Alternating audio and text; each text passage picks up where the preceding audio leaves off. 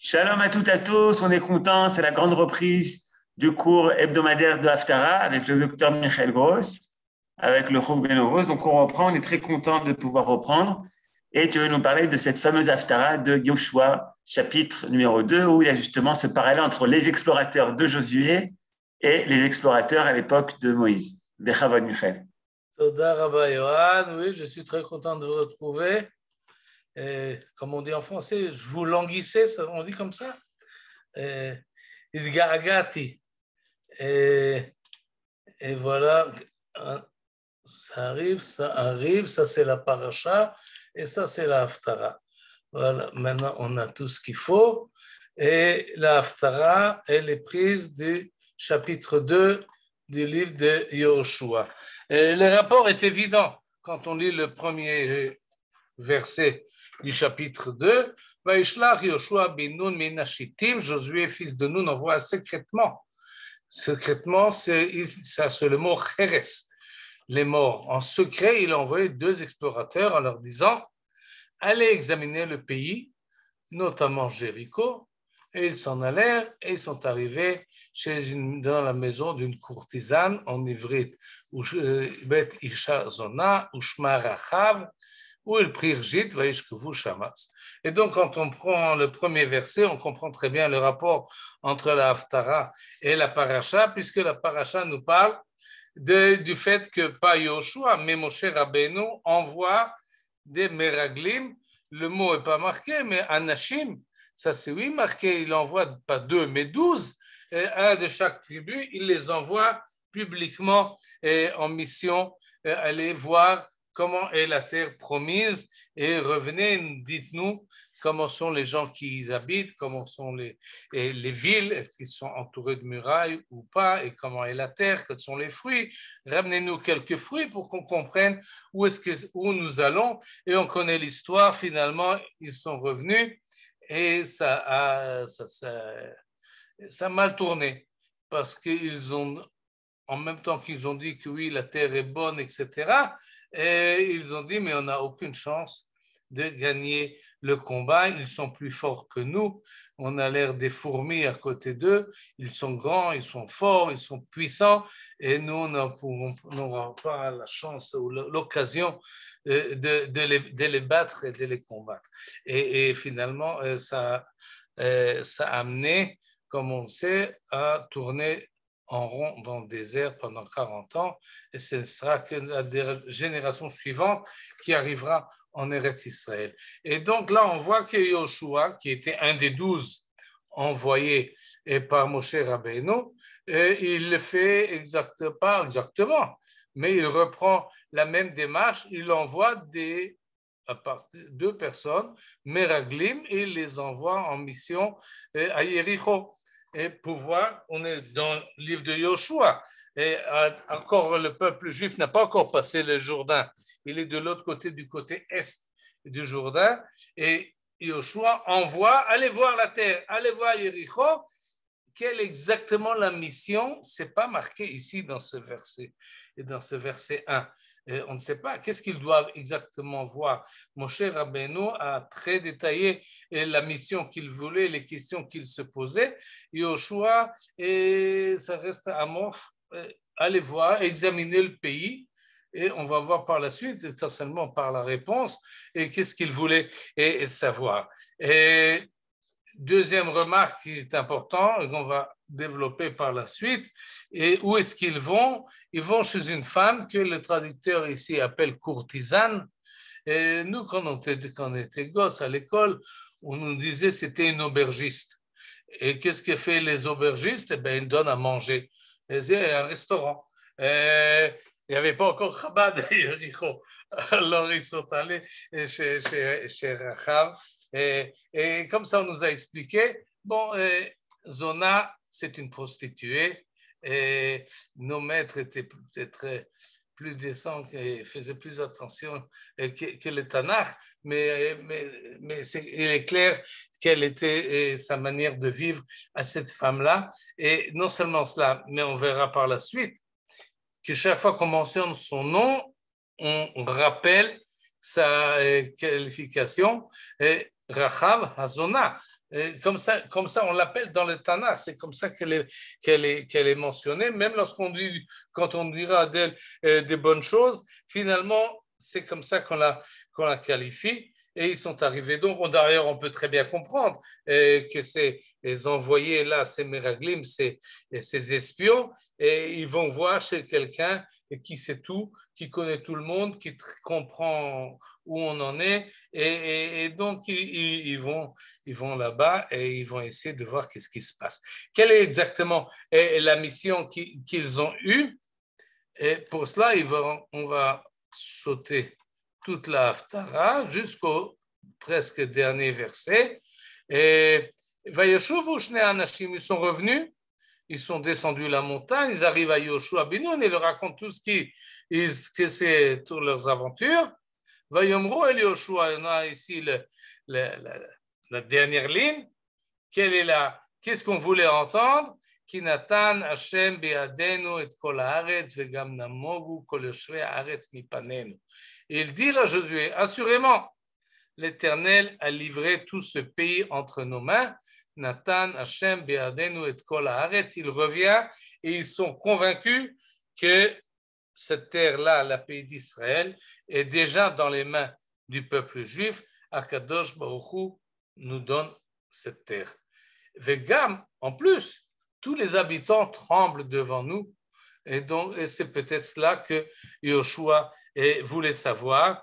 Et c'est un espionnage subjectif, de psychologie. Quel est le sentiment des ennemis?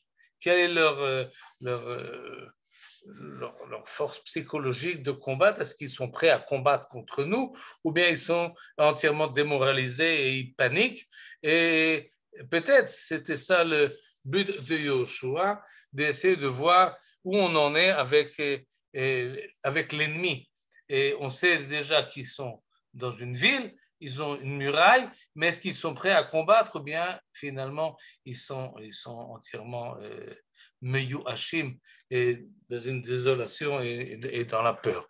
Et donc, il reçoit la réponse. Et ça, c'est en fait le pshat, ce qui nous apparaît dans ce chapitre-là. Et c'est ce que Yoshua voulait savoir. Et donc, qu'est-ce qu'apporte cette haftara à première lecture à la paracha? Essentiellement, une histoire qui est parallèle. De même que Moshe a envoyé des espions, la même chose a fait Yoshua, ce qui déjà nous éclaire un peu, parce qu'après la chute de la faute des Meraglim, on aurait pu penser que Yoshua pense que c'est pas bien d'envoyer des Meraglim. Ben non, envoyer des Meraglim, c'était pas là le problème. Comme nous explique ce chapitre 2 de Yoshua, ce n'est pas le fait d'aller envoyer des espions de l'autre côté du Jourdain pour essayer de voir. Ça, c'est un système, à la guerre comme à la guerre, et ça fait partie de l'intelligence, le Chel HaModi'in, comme on appelle ça ici en Israël, ça fait partie intégrante de l'armée, avoir le plus d'informations possible concernant l'ennemi. Et essentiellement, et sa force de frappe et sa volonté de combattre. Et donc, ce n'est pas le problème d'envoyer des Meraglim qui était le problème de Moshe Rabbeinu, mais c'était l'ambiance, la manière dont on les a accueillis et le fait qu'ils ont finalement décidé de ne pas en monter en Eretz Israël et de ne pas combattre, alors qu'Akadosh Baruch Hu leur a promis que tout ira comme il faut. Ça, c'est le problème. Et donc, la réponse à la faute des Meraglim, ce n'est pas maintenant on n'envoie plus de Meraglim, non, la réponse sera dans la paracha, mettez des tzitzit. ולא תטורו אחרי לבבכם ואחרי עיניכם אשר אתם זונים אחריהם. Et donc, mettez des tzitzit pour renforcer un certain ne'emanut, fidélité à la Torah et aux mitzvot. Et c'est ça le problème. Est-ce qu'on est fidèle ou infidèle? Et là, peut-être déjà rentre la Rachav Hazona dans cette conjoncture pour nous dire, oui, là, il y a le problème essentiel, surtout quand on parle des espions qui essayent, évidemment, ils se déguisent. Ils ne sont pas eux-mêmes, ils font semblant, ils trichent, etc., etc. On est dans un monde de tromperie. Mais finalement, c'est ça que la Torah veut nous dire. Mettez des tzitzit, soyez francs avec vous-même, à l'intérieur et à l'extérieur, jusqu'à vos vêtements. Et à ce moment-là, vous saurez que c'est moi qui vous ai fait sortir d'Égypte et vous donne Eretz Israël. Et donc, oui, c'est peut-être la leçon qu'on peut tirer de cette Haftara, encore une fois, à première lecture. Et d'ailleurs, Yoshua a pris ses écarts. Il a fait attention, il n'a pas pris de risque, comme c'est marqué, Cheres les morts.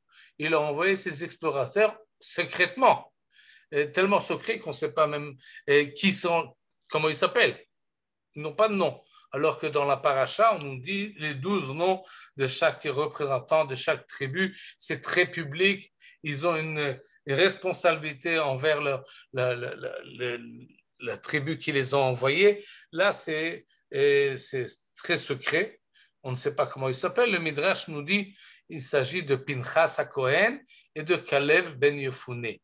Et ce qui est un peu, disons, bizarre ou étonnant, parce que par la suite, on dit que c'était des Néharim, c'était des jeunes. Qui c'est qu'on envoie comme ça de l'autre côté de la ligne de démarcation? Ce n'est pas des vieux rabbins comme Pinchas ou quelqu'un de déjà très âgé comme Caleb Ben Yefouné qui avait 20 ans à la sortie d'Égypte. Maintenant, il en a beaucoup plus. Non, c'est... Mais quand même, le Midrash dit que c'est Pinchas et Caleb, d'accord. Mais en tous les cas, c'est secret et ils reviennent uniquement à Yoshua. Il ne fait pas partager ça, l'envoi et le retour avec le peuple, mais il faut savoir que le peuple a eu connaissance. Pour ça, je passe au chapitre 6 du livre de Yoshua. Voilà. Dans le chapitre 6, on va voir les versets 17 et suivants. On apprend là de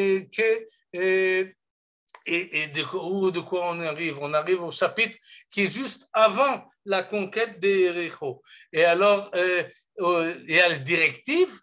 Vous tournerez autour de la ville pendant 7 jours, 7 fois, et à la fin, vous tenez le chauffard. Et parmi les directives que donne le général Yoshua à ces hommes, vous mettrez l'anathème sur toute la ville, mais sachez, il y en a une qu'il faut sauver.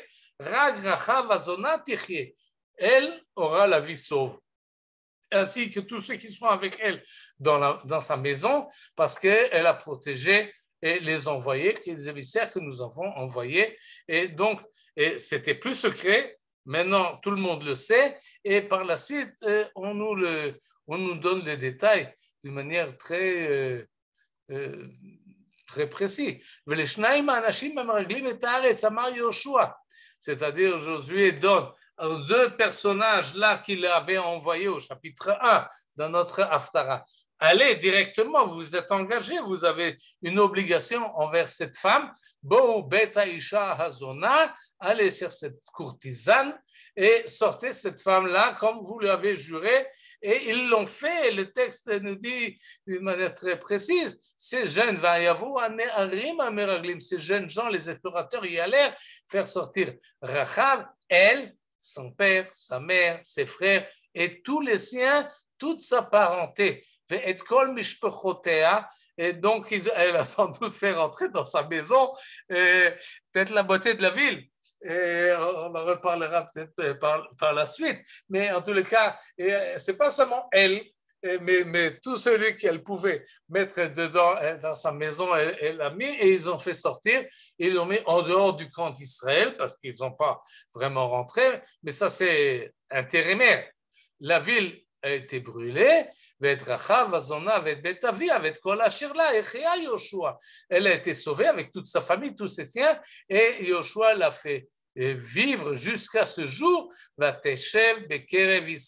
a demeuré au milieu d'Israël jusqu'à ce jour parce qu'elle avait un accord avec ces émissaires.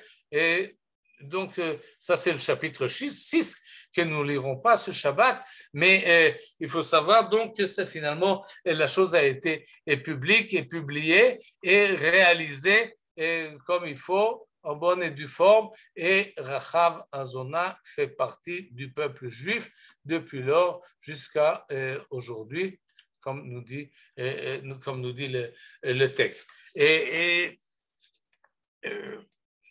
Bon, ça c'est l'histoire, peut-être qu'il faut raconter l'histoire, parce que c'est une haftara.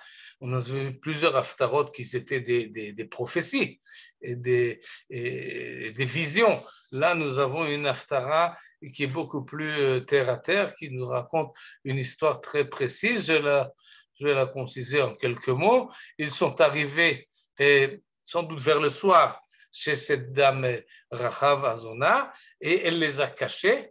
Et entre-temps, arrivent les émissaires du roi, parce que dans toute Modi'in, il y a Modi'in Negdi. Dans toute intelligence, il y a les hommes du roi qui ont vu qui c'est qui est rentré, ils les ont identifiés, et ils ont dit, ceux-là, ils sont du Bnei Israël, ils ne sont pas d'ici, ceux qui arrivent là maintenant chez Rachav, et ils ont dit au roi, il faut savoir qu'à ce moment-là, en Eretz Israël, il n'y avait pas de force véritable, et il n'y avait pas de royauté, c'était des villes-royaumes. Par exemple, Yericho a son roi, Haï a son roi, Yevus a son roi, chaque ville a son roi qui règne sur la ville et sur la campagne qui l'alimente autour. Il n'y a pas vraiment de royaume grand. Et donc le roi de Yericho, il fait attention à qui c'est qui rentre, qui c'est qui sort, on connaît un peu tout le monde, et il envoie, qui c'est qui sort, fais-moi voir les gens que tu as vus. Et cette femme-là prend l'initiative de cacher ces deux émissaires, et au lieu de les transmettre à la police de Jéricho, elle les cache et elle envoie les policiers qui sont venus les chercher. Et oui, je les ai vus, ils sont déjà sortis juste avant la nuit, avant qu'on ferme les portes. Allez vite et vous les trouverez. C'est comme ça que nous dit la première chose, le premier passage du chapitre. Et à ce moment-là, le chapitre prend forme et nous dit quelle était exactement la discussion, le dialogue entre ces hommes et cette femme. Et on a essentiellement la réponse de Rachav. Vatomer au chapitre 9. Et ainsi elle a dit, Yadati ki natan Adonai lachem et haaretz v'chi nafla ematchem alenu v'chi namogu kol yoshvei haaretz mipnechem. Je sais que l'Éternel vous a livré ce pays, que vous nous avez terrifiés, que tous les habitants du pays ont perdu courage à votre approche. Et c'est ce qu'ils ont finalement, dans leur compte-rendu, c'est ce qu'ils ont dit. Et cette formulation, on la connaît, c'est exactement la même phrase que nous avons dans Shirat Hayam, Namogu kol yoshve Kenan, et le passage de la mer Rouge a fait peur à tous les habitants d'Eretz Israël. Ils voient un peuple qui sort d'Égypte, qui traverse la mer Rouge, et c'est ce que nous dit Rachav dans le verset suivant. Et à ce moment-là, tout le monde a eu très peur parce qu'ils ont constaté que le Dieu d'Israël, c'est un Dieu qui est à toute puissance. Il n'est pas seulement Dieu des Juifs en Égypte, il est Dieu des Juifs, des Yehudim, ou des Bnei Israël plutôt, partout où ils vont, dans le désert, en Égypte, dans la mer, il les accompagne, et s'il les accompagne, il viendra avec eux jusqu'ici. C'est un Dieu qui a main prise sur toute la nature. Non seulement ça, c'est pas seulement sur la nature, mais également au plan historique. Ça, on ne l'a pas encore vu dans la Torah, dans 2 Shabbatot. On le verra dans le livre de Bamidbar, qu'effectivement, Am Israël continue son avance vers la terre d'Israël et il rencontre des peuples et il leur demande de pouvoir passer. Et un refuse, Édom, et comme c'est un cousin, alors Esav, oui, alors Akadosh Baruch Hu dit, bon, alors on ne va pas le combattre, on va contourner, mais les deux autres, Malché Haïmori, Og Melech Bashan et Sichon Melech Haïmori, ces deux rois, Sichon et Og, qui eux étaient une puissance. Ce n'est pas une ville, royaume, c'est un peuple, c'est un État, si on peut dire. C'est-à-dire, c'est un roi qui a plusieurs villes, plusieurs un territoire très large et qui peut ramasser une armée forte. Et toutes les petites villes, disons, de Canaan comptaient sur ces deux rois puissants qu'ils arrêtent le peuple juif. C'est ce qu'a fait Midian en envoyant Bilham, qui lui aussi a eu peur. Il pensait que par la malédiction, il arriverait à les arrêter. Et donc, les gens de Jéricho qui sont à l'entrée d'Eretz Israël, on peut très bien comprendre leur panique. Ils voient les forces qui sont beaucoup plus fortes que eux, qui sont battus par le peuple juif qui continue son avance. Et le peuple juif se tient à Hashitim, comme nous dit le verset 1 qu'on a vu tout à l'heure. Il est en face, peut-être même que Rachav l'a vu de la muraille, puisqu'elle habite dans la muraille, elle peut peut-être même voir cette multitude de gens qui s'assemblent en face du Jourdain. Il ne reste plus qu'à passer. Eh bien, ils vont nous massacrer. C'est évident. Vanishma, nous l'avons appris. Vaïmas levavenu, et notre cœur a fondu. Velo kama od ruach beish, et personne ne s'est plus senti de courage. On n'a plus de souffle, on n'a plus de force. On est perdu, c'est évident. Et elle ajoute Ki Adonai Elohechem hu Elohim bashamayim mimal v'alaaretz mitachat. Et elle fait en fait une déclaration de foi. Votre Dieu, c'est le Dieu qui se trouve au ciel et qui se trouve également sur la terre. Et finalement, En od milvado, comme nous dira Moshe Rabbeinu dans un verset parallèle, Hashemayim mimar v'alaaretz mitachat En od.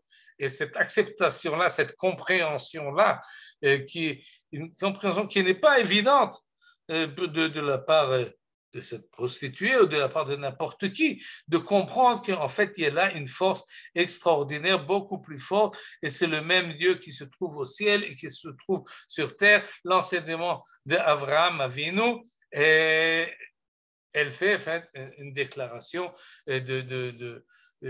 d'appartenance à la foi d'Israël, au Dieu d'Israël qui se trouve et au ciel et sur terre. Ve'ata, et conclusion, elle en tire des conclusions pratiques parce que c'est une femme qui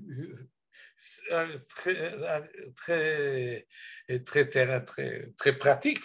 Ve'ata ishavuna li b'Hashem, jurez-moi, de la même que je vous ai fait une bonté, faites-moi également une bonté, vous me ferez vivre, moi, mon père, ma mère. Et ce passage-là est important. Et il semble qu'elle n'avait pas de mari ni d'enfant, puisqu'elle ne les mentionne pas, mais elle mentionne son père, sa mère, ses frères, ses sœurs.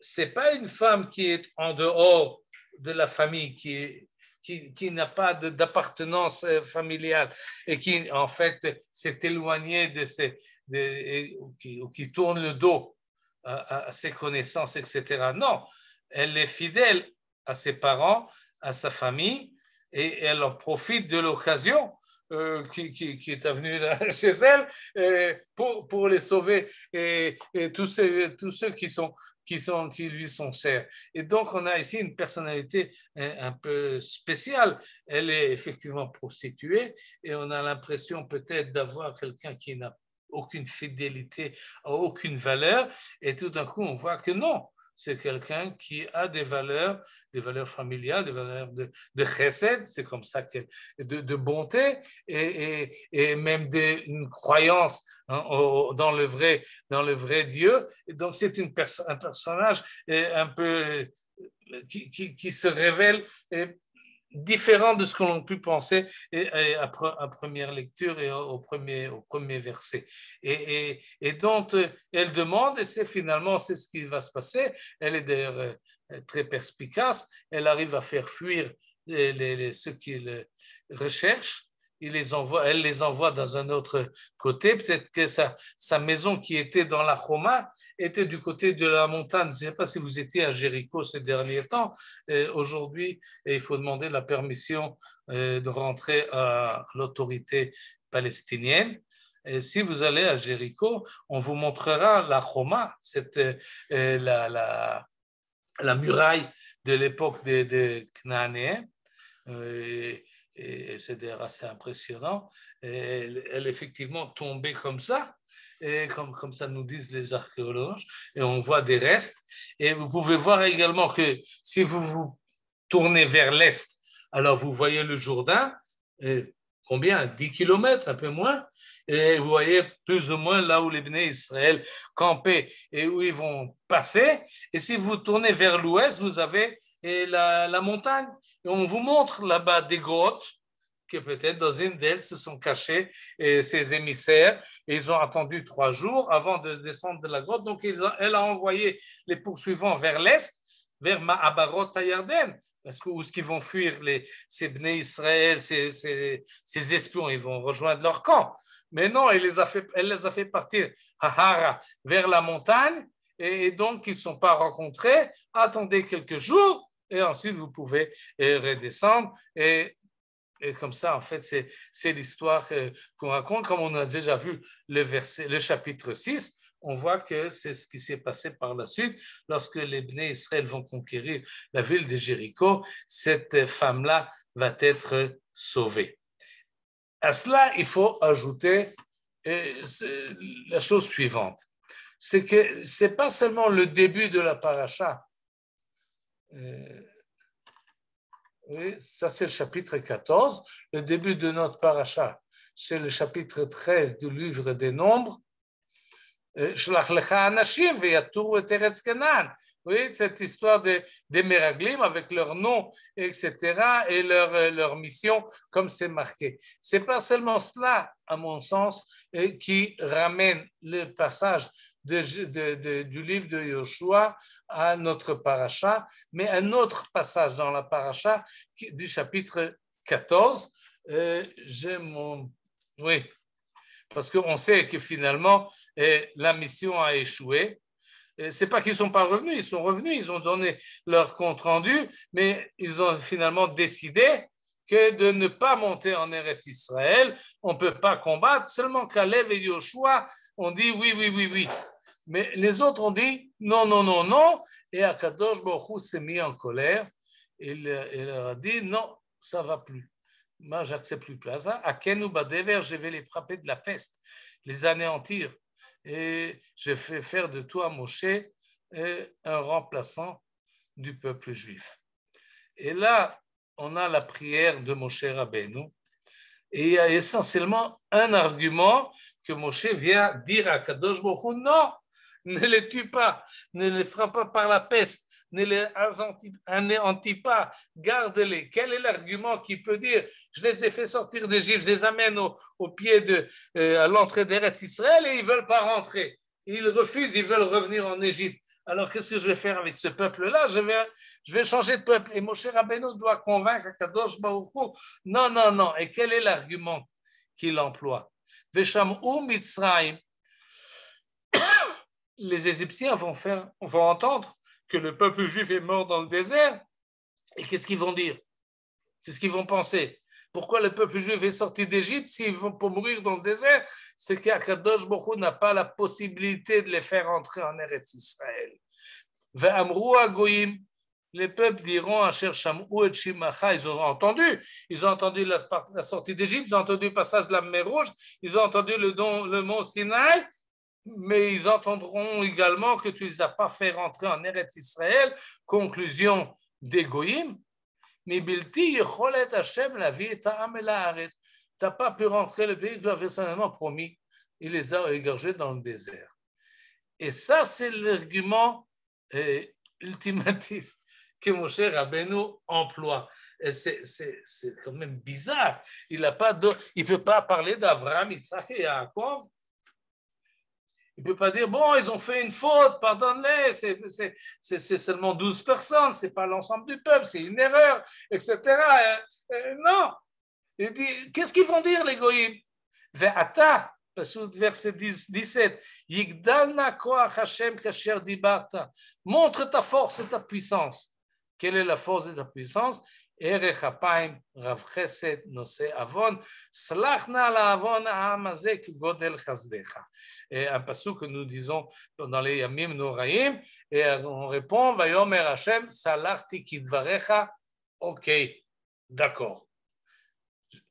Mais Chai ani, aussi vrai que je suis vivant. Que la majesté de l'Éternel remplit toute la terre. Tous ces hommes qui ont vu ma gloire et mes prodiges en Égypte, eh bien, ceux-là, ils m'énervent beaucoup trop, eh bien, ceux-là, ils ne verront pas le pays, et bien, ceux-là, ils vont mourir. Seul Kalev ben Yefouné et Yoshua, eux, pourront rentrer dans le pays.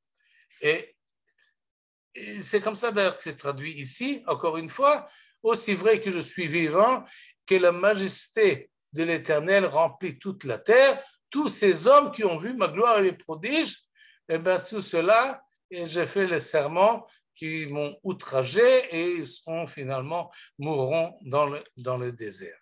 Et Rashi sur ce verset, pour cela je dois faire stop share et essayer de faire remonter Rashi. Voilà, je crois que ça ira comme ça. Voilà, sur ce verset-là. Et il y a un Rashi qui me semble important. Pourquoi il me semble important? Parce qu'il semble que ce verset 21 et 22 ici, il semble que Akadosh Baruch Hu dit, je jure sur mon nom, que mon honneur va remplir la terre. Comment est-ce que mon honneur va remplir la terre? Eh bien, ceux qui ont fauté seront punis.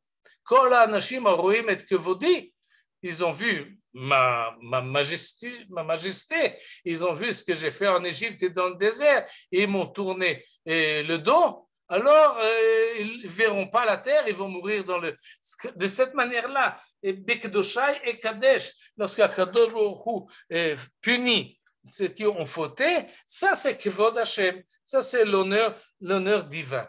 Or, Rashi nous dit non, ça c'est une mauvaise compréhension. On a mal compris le sujet et la formulation du verset. Non, nous dit Rashi. Chai ani le shon shvua, c'est-à-dire Akadosh Hu jure comme les hommes jurent sur la vérité divine. Keshem she'ani chai ukvodi yemale et kol haaretz kach ekayem lahem. De même que c'est vrai que j'existe, dit Akadosh Baruch. Et de même que c'est vrai que mon honneur va remplir toute la terre, de la même manière, ces hommes-là vont périr. Et là, il faut comprendre ce que nous dit Rashi. Ve'imale kvod Hashem et kol haaretz. Pourquoi est-ce qu'on doit faire ici mentionner kvod Hashem yimale et kol haaretz? Qu'est-ce que ça a à voir? La chose est simple, mais il faut quand même mettre le point dessus. Le fait que le peuple juif doit rentrer en Eretz Israël, ce n'est pas un problème d'habitation. Ce n'est pas de chercher un logement. Trouver une place pour ce peuple qui est sorti d'Égypte, il doit habiter quelque part, il doit s'organiser quelque part. C'est vrai qu'il y a aussi une promesse qui a été faite à Abraham, Yitzhak et Yaakov, que leur descendance viendra sur la terre sur laquelle ils étaient. Mais il y a encore une autre notion en plus, et c'est celle qui est mentionnée ici, V'imale kvod Hashem et kol haaretz. La présence du peuple juif en Eretz Israël, c'est kvod Hashem. C'est on traduit honneur. C'est beaucoup plus, c'est la présence divine honorifique, évidemment positive, sur Haaretz. Haaretz, il ne s'agit pas seulement d'Eretz Israël, et Kol Haaretz, dans le monde entier. L'honneur, la présence divine d'Akadosh Baruch Hu dépend du fait qu'Am Israël se trouve en Eretz Israël. Lorsque le peuple juif n'est pas en Eretz Israël, il y a pris tout kavod, il y a déshonneur parce que le peuple d'Israël est le peuple d'Akadosh Baruch Hu. Et s'il est exilé, alors qu'est-ce qu'on peut en penser d'Akadosh Baruch Hu? Et qu'est-ce qu'on peut penser? Il s'agit Veyomru Hagoyim, c'est justement l'argument qu'emploie Moshe Rabbeinu. Qu'est-ce que les peuples diront? Et c'est pas seulement ils diront bon, leur Dieu il n'est pas fort. C'est pas un problème de muscle, c'est pas un problème de force, c'est plutôt un problème de présence. Il les a fait sortir d'Égypte et il les a amenés nulle part. Veyomru Hagoyim. Or tout le but de la chose, c'est justement cela. Veyomru Hagoyim, ce que Rachav Azona dit dans le chapitre 1, chapitre 2 de Yoshua, qui Hashem Elohechem, Hu Elohim Bashamayim Mimal, Vala Aretz Mitachat. Ça, c'est à partir du moment où on comprend cela, on ouvre les bras et on permet au peuple juif de rentrer en Eretz Israël. Ça va de biais, ça va ensemble. Kvod Hashem et Kol Haaretz. Et donc la réponse, et je crois d'ailleurs, on peut revenir maintenant au chapitre de la Haftara, et que c'était dans ce chapitre-là, où c'est là. Dans le chapitre 2 de Yoshua, les héros, ce ne sont pas les Meraglim. Ce n'est pas eux qui sont le sujet du chapitre. Les envoyés qu'a envoyé Yoshua et le compte-rendu qu'il donne. Ce n'est pas ça, à mon avis, c'est pas ça le centre du chapitre 2, encore une fois. Juste avant qu'on rentre en Eretz Israël, qu'est-ce qu'il faut montrer, qu'est-ce qu'il faut prouver? Qu'il y a une raison d'être à cette rentrée-là. On passe le Jourdain. Pourquoi? Justement parce que ce que Rachav fait cette proclamation. Et elle dit, oui, Velo kama od ruach bifnechem, ki Hashem Elohechem hu Elohim bashamayim mimal v'la'aretz mitachat. Si ça, les habitants de Jéricho ont compris, et même Rachav Azona a compris, alors on peut arriver à la conclusion, en rentrant dans le pays, le projet va se faire. Parce que ce projet-là, c'est un projet divin qui fait qu'il y a un but à cela, il y a une raison d'être à cela, et cette raison d'être, elle n'est pas seulement chez les Béné Israël, elle est chez Rachav et chez tous les habitants de Jéricho et chez tous les habitants d'Eretz Israël et c'est même toute l'humanité entière, si on peut dire. Et c'est ça finalement que le chapitre 2 du livre de Yoshua veut nous montrer, que la rentrée d'Am Israël en Eretz Israël, c'est un événement métaphysique qui se passe là. C'est quelque chose qui dépasse la génération qui rentre en Eretz Israël, qui dépasse le fait de ce peuple-là qui cherche un endroit où habiter. Le but, finalement, c'est d'amener à l'ensemble de l'humanité, et cet ensemble-là est représenté par cette dame, par cette femme, et on rappelle son statut, parce qu'elle met les choses jusqu'au bout. Si elle, lui, alors tous les autres également, finalement, reconnaîtront qu'Hachem ou Elohim, Bashamayim, Mimal, Valaretz, Mitachat. Et à cela, j'ajouterai encore une chose, parce que cette notion de kavod, comme on l'a vu dans la paracha, et elle est importante.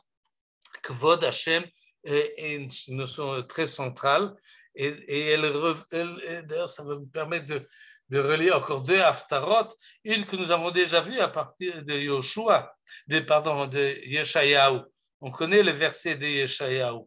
Yeshayahu nous dit Kadosh, Kadosh, Kadosh, Hashem Tsevaot, Melo chol haaretz kevodo. Et c'est ce que Yeshayahu voit dans sa vision des anges, Melo chol haaretz kevodo. Et Yeshayahu, se trouve à Jérusalem. Et il se voit dans le temple et il voit une vision extraordinaire, Marot Elohim, et il voit des anges. Et c'est cela que les anges disent, Melo kol haaretz kevodo. Kol haaretz, c'est l'ensemble de la planète. Oui, Yecheskel, dans une autre Haftara, celle que nous avons lue à Shavuot, il voit aussi des anges. Et Yecheskel ne se trouve pas à Yerushalayim. Il se trouve à l'extérieur d'Eretz Israël. Il se trouve en Babylonie. Donc, si Yeshayahu lui a dit Melo kol haaretz kevodo, peut-être qu'il voit le kevod Hashem là-bas, en Babylonie. Là-bas, en Amérique, si vous voulez, on voit kevod Hashem. Il apparaît d'une manière, puisque la présence divine se trouve dans le monde entier. Mais qu'est-ce que nous dit Yecheskel? Qu'est-ce qu'il dit Yecheskel? Yecheskel nous dit Baruch kevod Hashem mimekomo. Kvod Hashem, la présence divine qu'il voit en Babylonie, mimekomo, d'où elle provient? De sa place, du Harabay, du Beth Amikdash. C'est comme ça que le Targum Onkelos, pas Onkelos, le Targum Yonatan traduit la formule de Yecheskel, mimekomo me atar ben shechinte. C'est-à-dire la présence divine dans le monde entier provient, tire son énergie. Et l'hémiphase de la concentration de la présence d'Akadosh Baruch Hu dans le monde se trouve en Eretz Israël, et spécialement à Yerushalayim, et Yecheskel qui se trouve là-bas en Babylonie voit la présence divine, mais il ressent et il sait, j'étais envoyé par un esprit, et il dit Baruch kevod Hashem, béni soit la présence divine, Mimekomo, parce qu'elle provient d'Eretz Israël, elle provient de Yerushalayim. Et cette notion-là de Kvod Hashem, elle est importante, elle est même centrale, elle fait que finalement, et la présence du peuple juif, et on peut le rattacher à aujourd'hui, à notre présence, à nous ici en Eretz Israël, elle a un sens qui dépasse notre propre existence physique.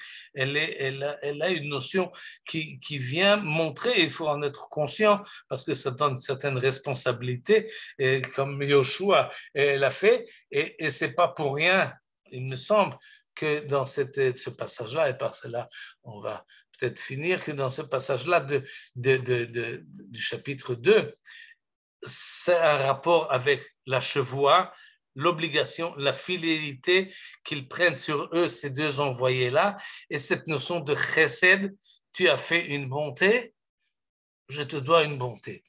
Et ça, c'est Kvod Hashem, Melo Kol Haaretz Kevodo. Et cela, il faut essayer même de le traduire d'une certaine manière pour que l'ensemble, d'abord nous, mais l'ensemble de l'humanité actuelle reconnaisse que le fait que la présence d'Akadosh Baruch Hu, du peuple juif, qui se trouve en Eretz Israël, c'est en fait la présence de Dieu dans son monde. Il y a un message à transmettre là-dedans. Ce n'est pas vain, ce n'est pas seulement une espèce d'organisation étatique, mais il y a ici une mission à remplir qui est une obligation envers Akadosh Baruch Hu et envers cette notion de chesed qui remplit cela de sens et de véridique. Et finalement, cette dame-là, on va finir avec elle parce qu'elle est l'héros du chapitre, elle fait rentrer dans sa maison,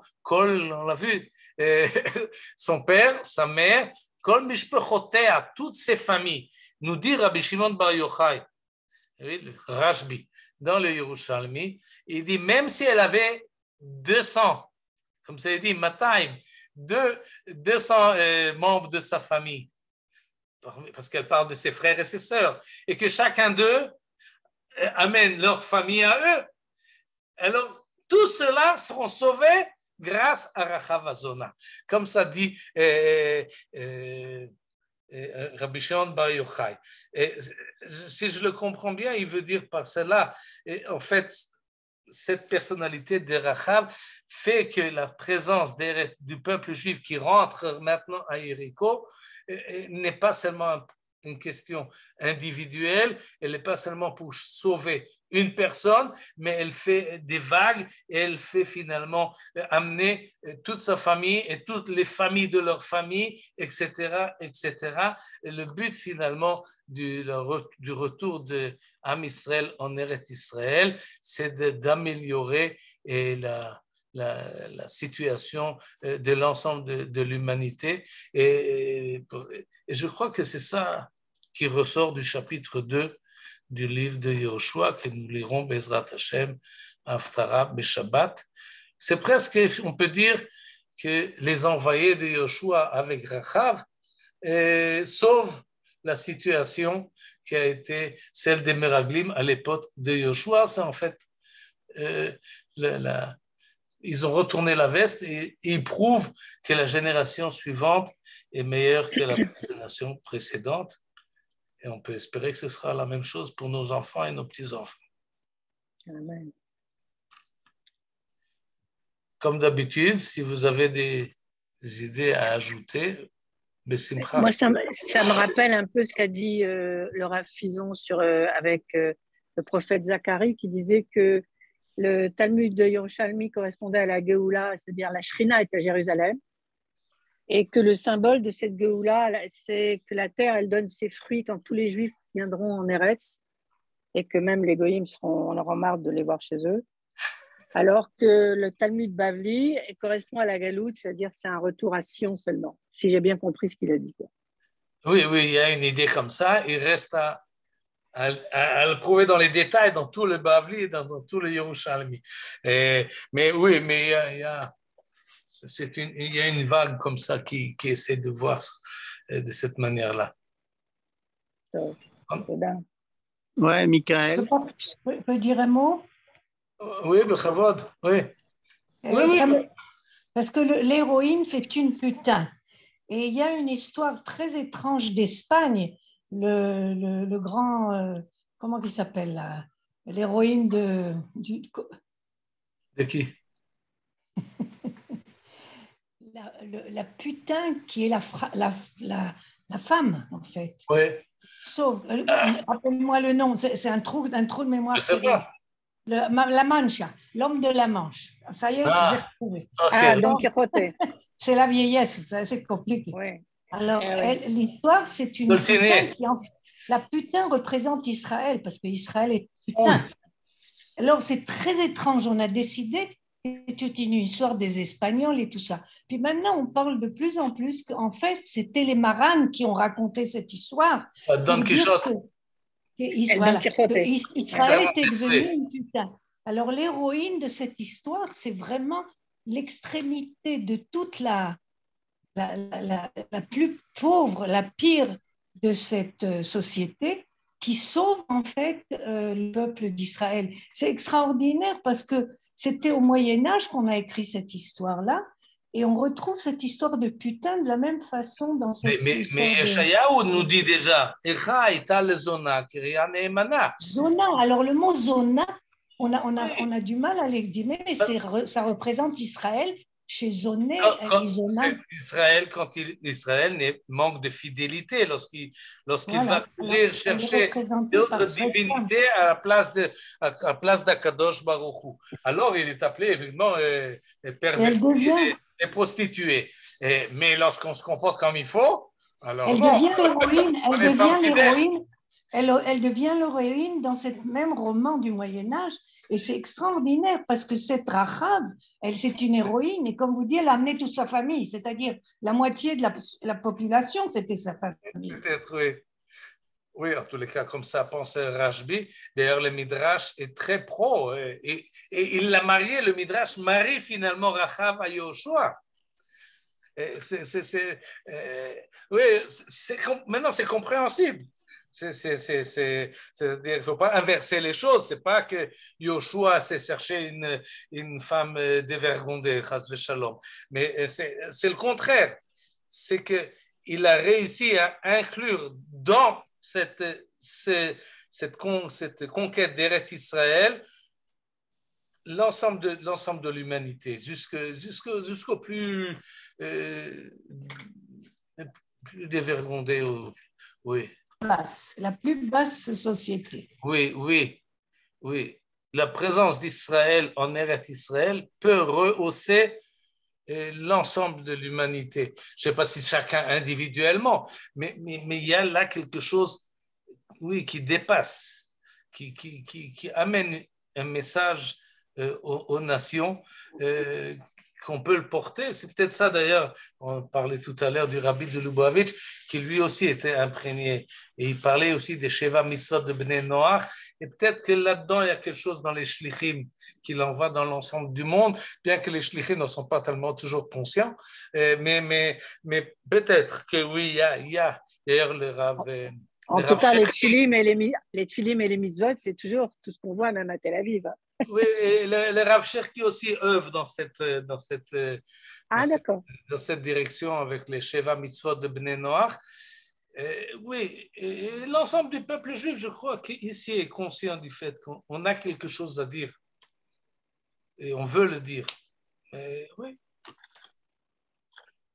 Ouais, si je peux me permettre, je pense qu'il y a encore un lien beaucoup plus direct entre la paracha et l'Haftara. Je crois que je ne sais pas si c'est un midrash ou qui le dit que les meraglim de la paracha sont responsables.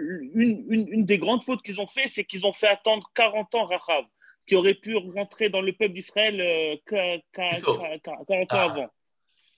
Ok, oui, d'accord. Ben, ça va dans le même sens, effectivement.